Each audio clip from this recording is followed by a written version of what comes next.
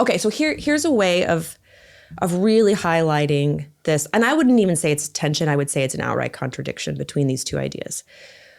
If I were to decide to identify as a man or non-binary, that would not only be seen as socially acceptable and possible, but even laudable by kind of, I would say, a majority of our culture. Maybe not a majority, but certainly that's kind of the way things are headed. However, if I were to want to identify as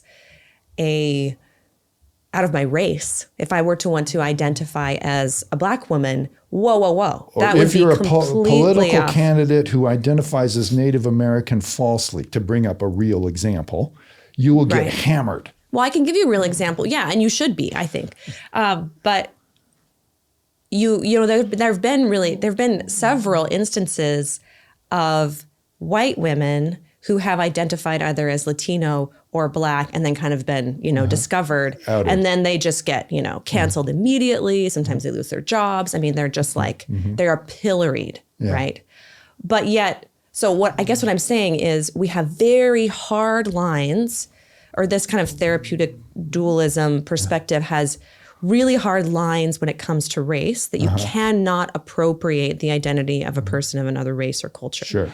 But you can absolutely appropriate the identity of the opposite sex, right? So those seem to me very contradictory ideas. Like, why is it okay for me to identify as a man, but completely unacceptable for me to identify as, Latino or something? So I think the race side seems to be much more grounded in concrete reality in a way. And I think I've been thinking about this contradiction, why, especially like who gets canceled and who gets praised, even though they're both kind of, cross-identifying. So which cross identities are allowed in our society right now? And I think that maybe the reason is that critical race theory comes from like legal studies, right? And I do think Marx is in there. I think Foucault gets in there. But that's a different theoretical stream than like queer theory.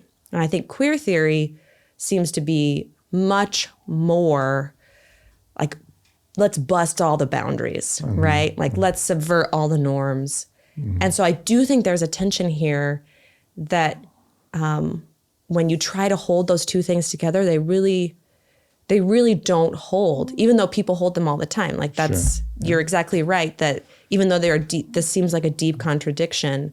Most people who have kind of a sense of intersectionalism would also be, totally fine with most of the contemporary sexual and gender politics, right? So they are packaged together in our culture. But when you kind of look under the hood and see philosophically what's going on, there's no coherent, clear vision of the human person. Right. Like, is the human person constituted and determined by social relations, or is the human person constituted by the desiring will?